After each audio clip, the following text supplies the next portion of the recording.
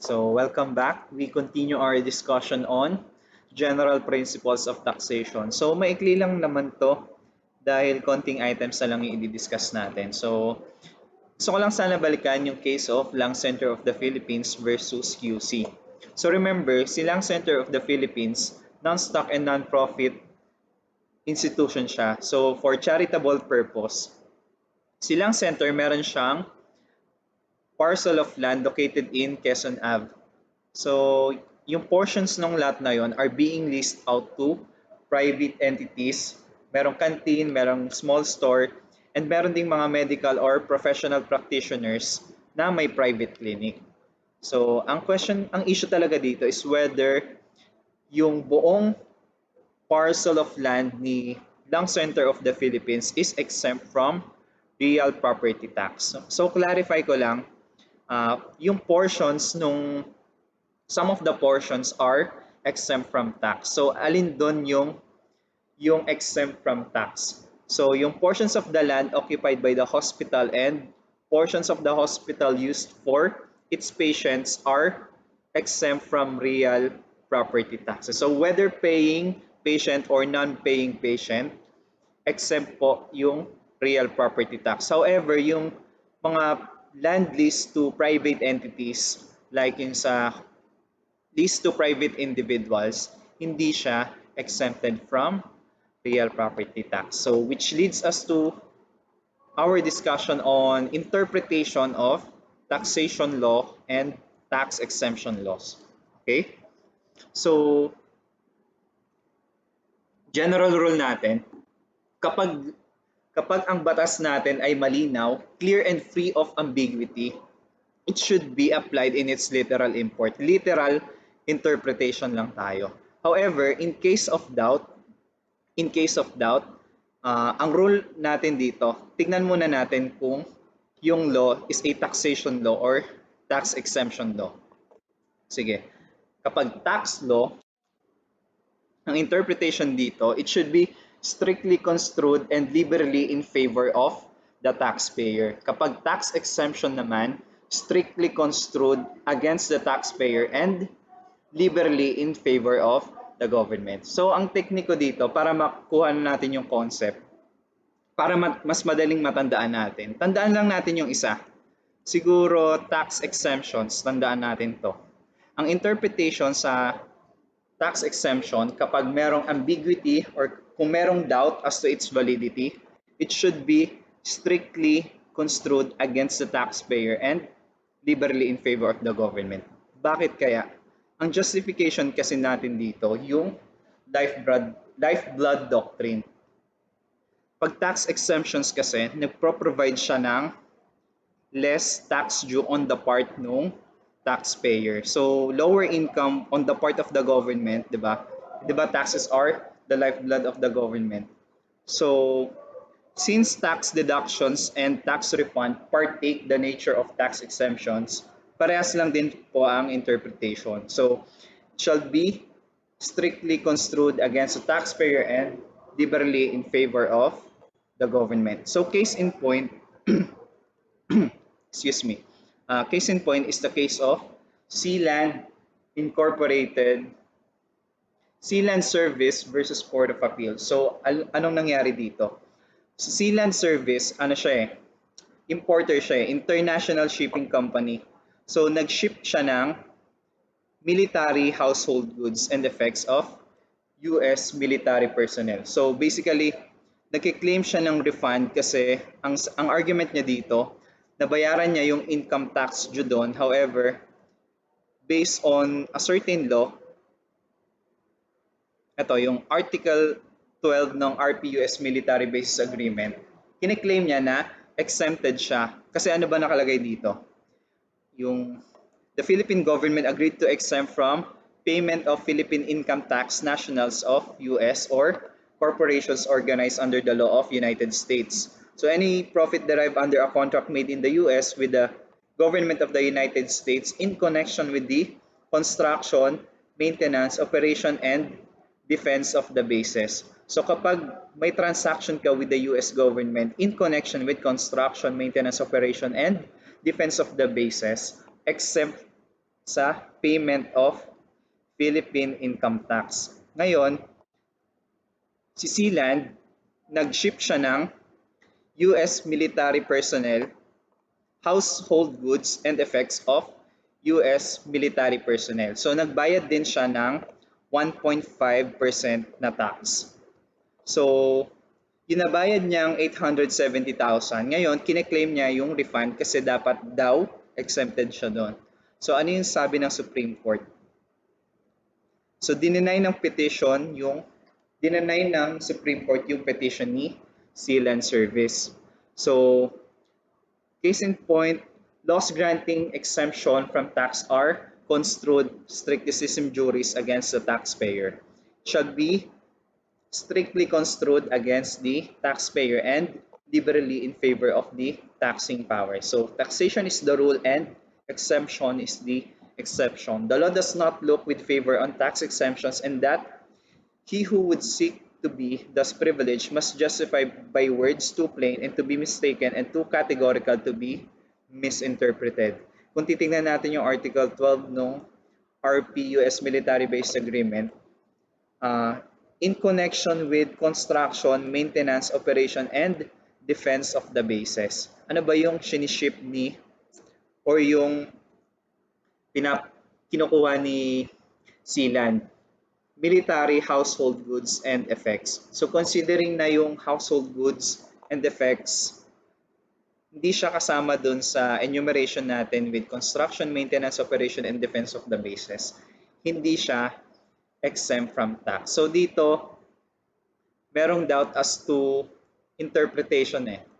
So, it shall be strictly construed against the taxpayer and liberally in favor of the government. So, hindi niya na pwedeng i-refund yung nabayad niya na 1.5% income tax. Sige. So, mas magandang tandaan na lang yung tax exemption, deduction, and refund. So, kapag may ambiguity again, the law will be construed strictly against the taxpayer and liberally in favor of the government. Tapos, kapag tax law naman, baliktarin mo na lang.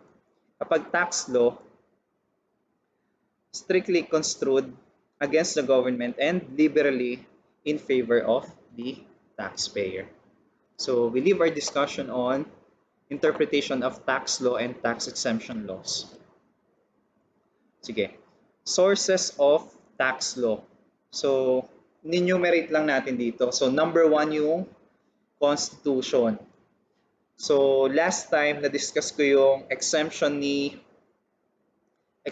ng non-stock non-profit institutions for religious, charitable, and educational institution.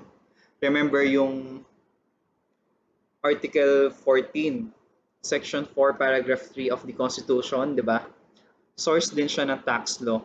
So, remember yung case ni De La Salle University on the exemption of all revenues and assets of a non-stock, non-profit educational entity. Nasa Constitution yon.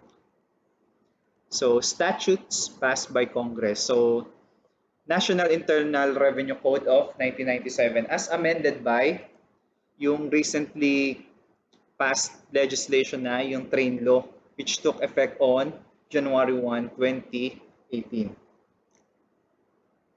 Another source on tax law natin, administrative rulings and regulations. So, pag revenue regulations naman, these are issuances signed by the Secretary of Finance as recommended by the Commissioner of Internal Revenue. As we go along with income tax, in particular, Revenue Regulation 8-2018. Revenue Regulation yon, signed yon ni Secretary of Finance, si Carlos Dominguez. And ang nag-recommend doon ay si Commissioner Cesar Dulay. So, sa Revenue Regulations, it defines yung rules and regulations for the effective enforcement of provisions ng tax code natin. On the other hand, Revenue Memorandum Circular. Dito naman, ang pertinent and applicable portions nung NIRC law natin and precedents issued by the BIR and other agencies and offices. So, revenue memorandum orders naman, these are issuances that provide directives or instruction.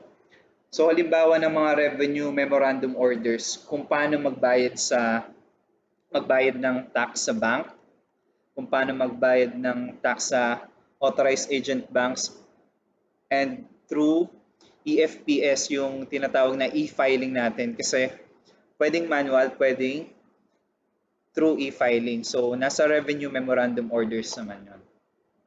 Okay? So, another source of tax law are rulings of first impression. So, these refer to the rulings, opinions, and interpretations of the commissioner with respect to provisions of the tax code and other tax law without established precedent. So, yung keyword natin dito, without established precedent. So, kaya siya tinawag na rulings of first impression.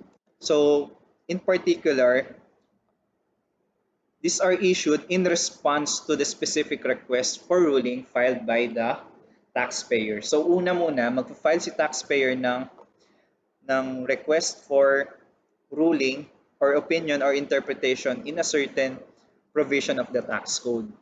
So si BIR naman in return, mag-i-issue ng rulings of first impression.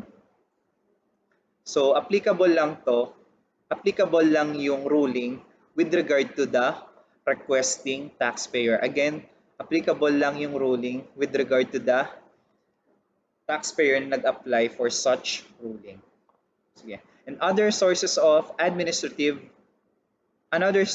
tax laws are judicial decisions by the Supreme Court and Court of Tax Appeals.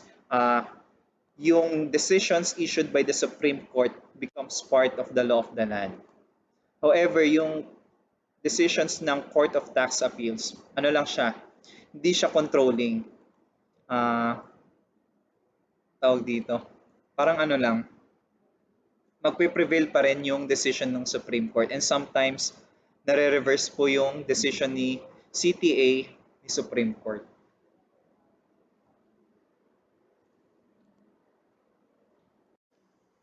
Okay. So, next topic natin, elements of tax. Sige, we proceed with elements of tax. So, I want you to memorize this ng So, elements of tax, it must be levied by the taxing power having jurisdiction over the object of taxation. That's the first element. Second element, the tax must not violate constitutional and inherent limitations. So, third element, tax must be uniform and equitable. Fourth, tax must be for public purpose. Siguro highlight na lang natin yung mga keyword dito. Tax must be uniform, must not violate constitutional and inherent limitations, levied by taxing power having jurisdiction over the object of taxation. Tax must be proportional in character. And lastly, tax is generally payable in money. Yan, siguro memorize na lang tong elements of tax. Don't confuse it with the nature of taxation. Ito, tax to, buwis. On the other hand, yung taxation, yung pagbubuwis or yung taxing power natin. So, next, classification of taxes. So, there are different classifications. So, number one, kinds of taxes as to object. As to object, tax may be classified as personal, property, and privilege. Privilege tax, also called as excise tax. So, personal tax refers to as capitalization or poll taxes. So, ito yung sedula na binabayaran sa barangay. So, alam ko 5 pesos lang to eh. Pero kapag nagbayad ka after the deadline, may penalty na siya. So, personal tax or poll tax, yung sedula.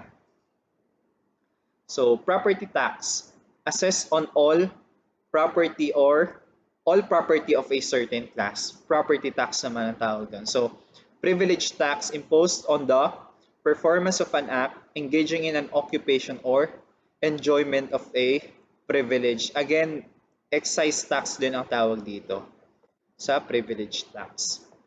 So, another classification, As to burden or incidence. So as to burden, sinong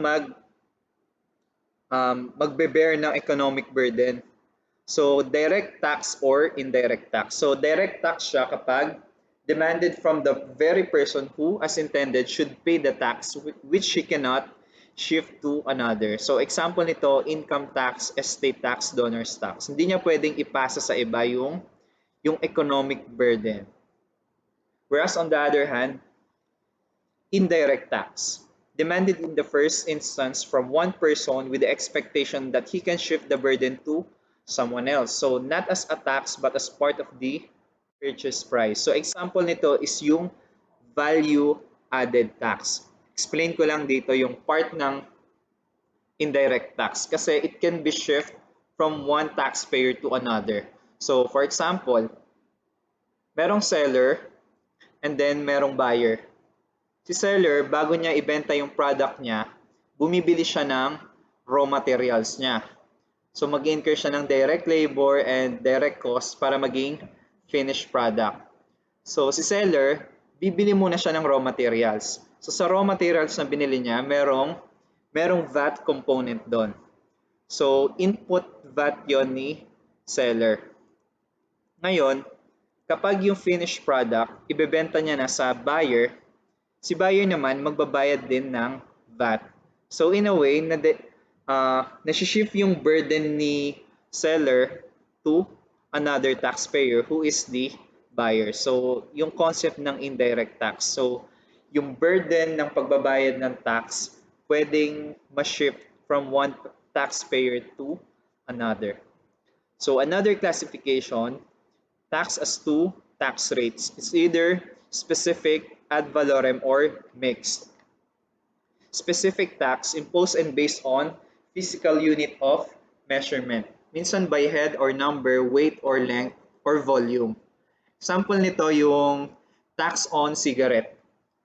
Tax on distilled spirits and wines. Yan. So, sa Yossi naman, di ba?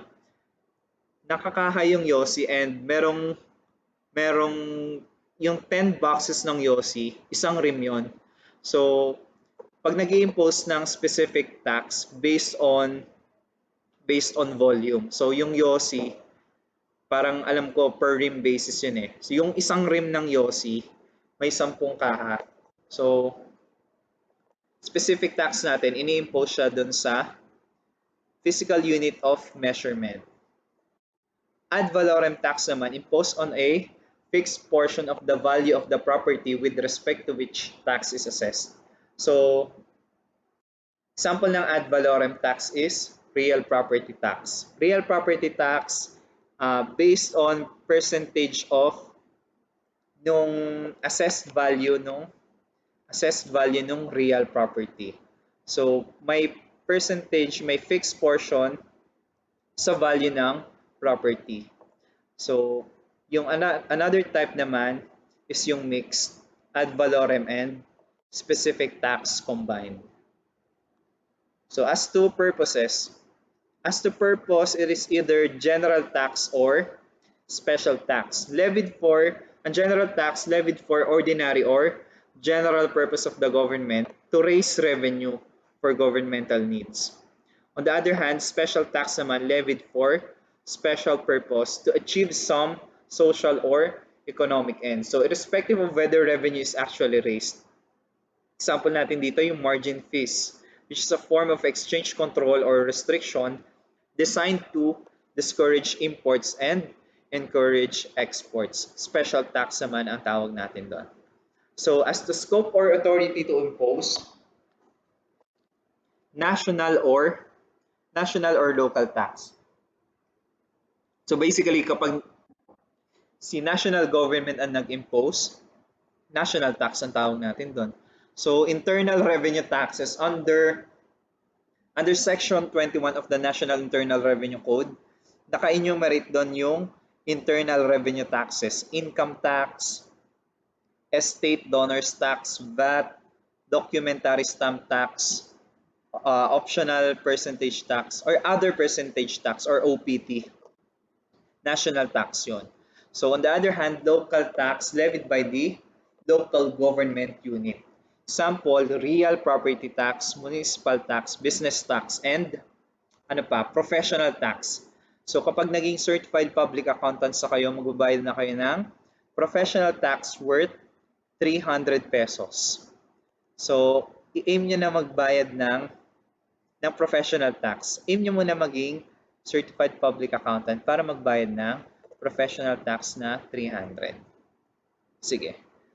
As to graduation, progressive, regressive, and proportionate. So, progressive siya kapag yung tax increases, kapag tumaas yung tax base, tumataas din yung tax rate. Regressive naman, kabaligtaran nung progressive. So yung tax rate decreases as the amount of income or earning to be taxed increases. So mas mababa yung buwis mo kapag mas malaki yung kinikita mo. Ganun sa regressive system of taxation. So proportionate naman, based on a fixed percentage of the amount of the property, receipts, or other bases to be taxed. So proportionate kapag fixed yung percentage. Okay?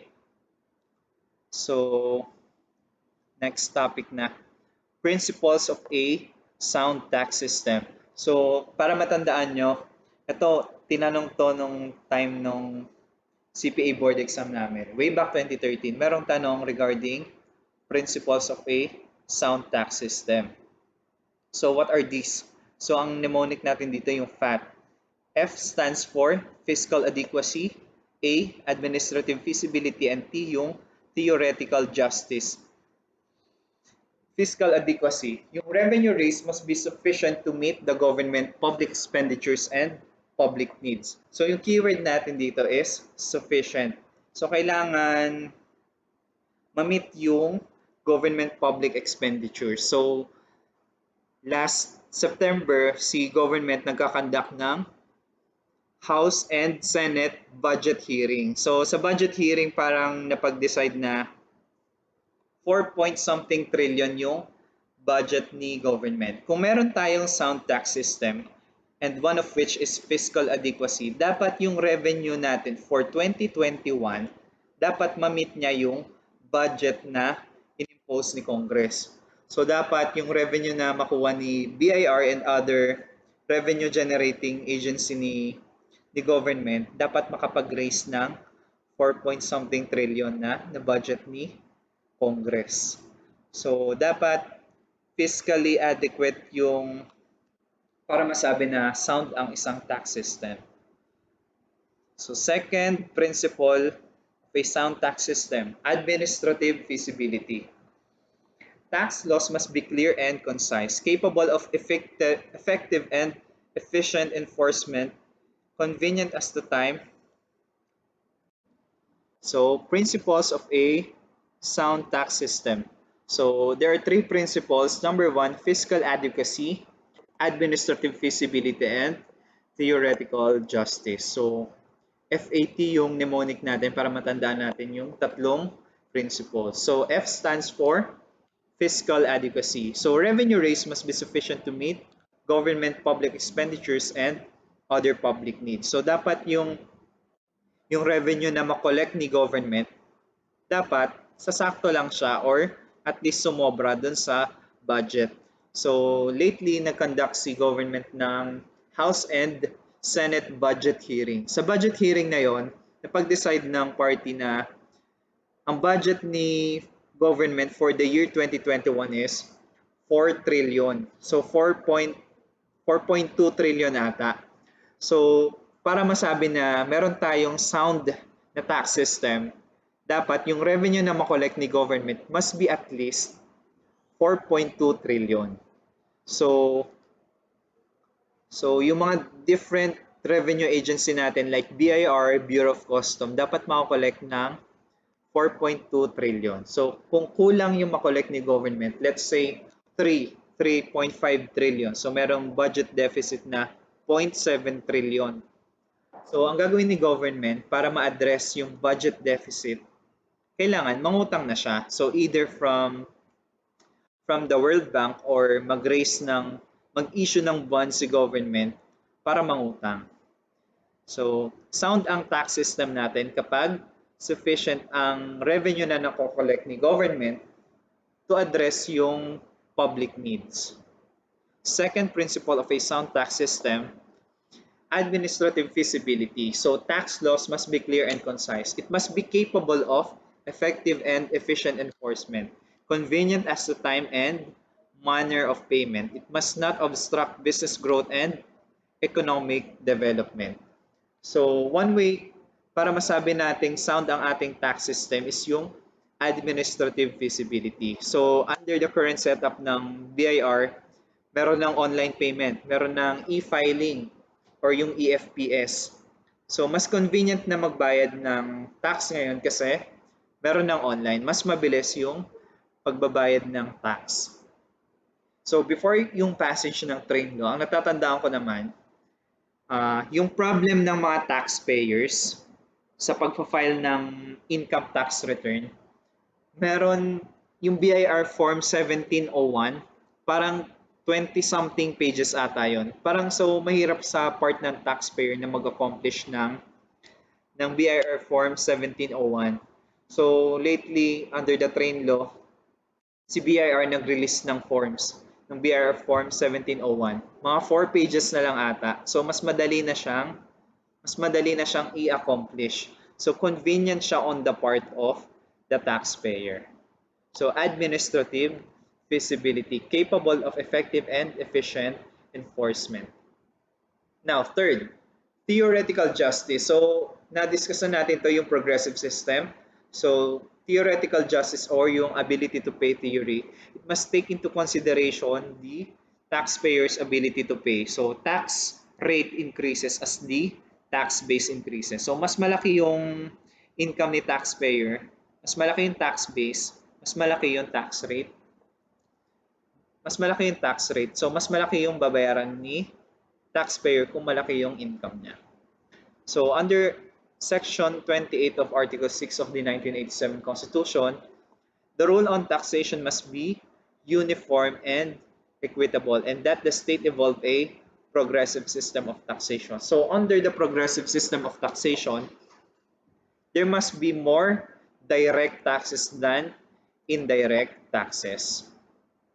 Okay, so for the last part of this discussion, powers of the Commissioner of Internal Revenue and the BIR. So, sa power and duty ni BIR, kasama doon yung assessment and collection of all internal revenue taxes, fees, and charges. So, isa siya sa power ni BIR, assessment and collection.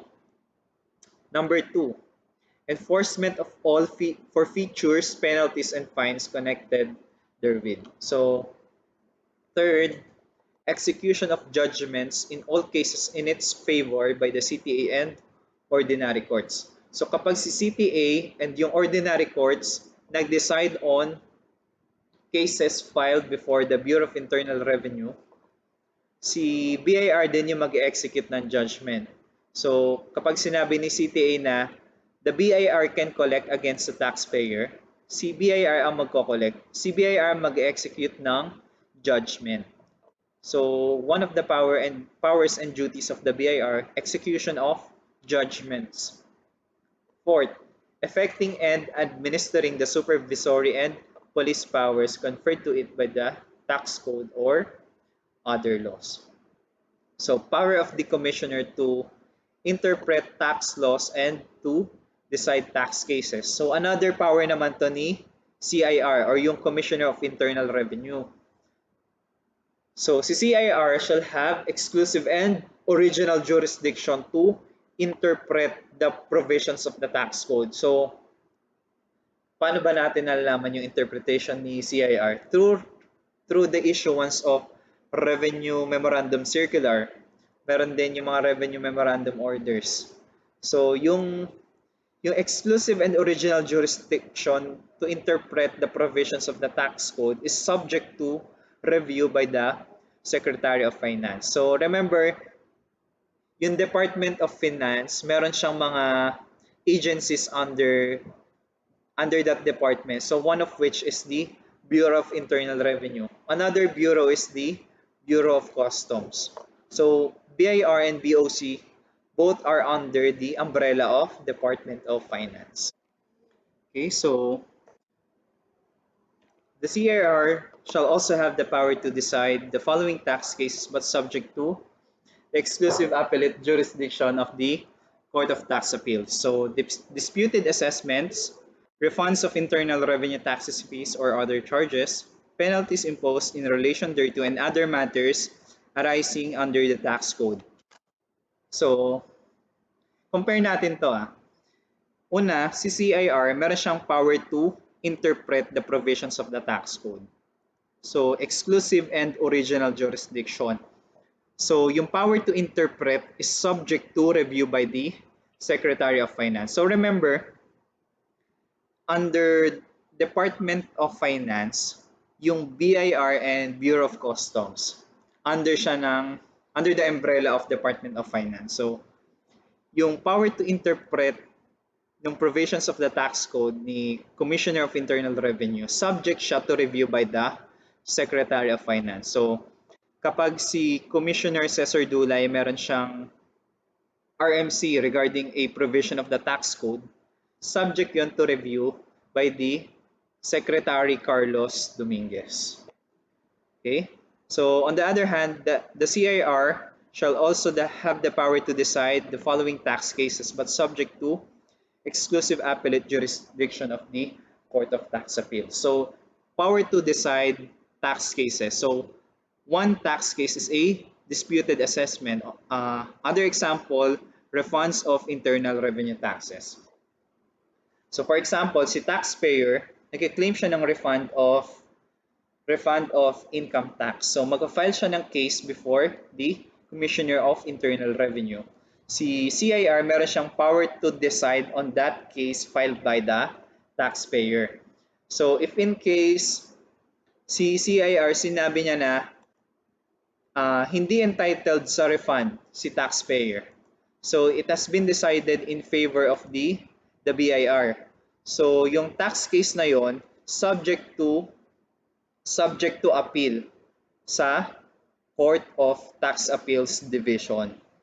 So, kapag merong decision si BIR, subject siya sa exclusive appellate jurisdiction of the Court of Tax Appeals.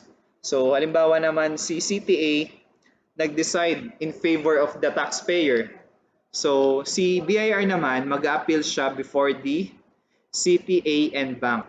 So, kung na-visualize nyo, si taxpayer nag-file siya ng case before the Commissioner of Internal Revenue. Ngayon, si Commissioner of Internal Revenue nag-decide in favor of BIR. So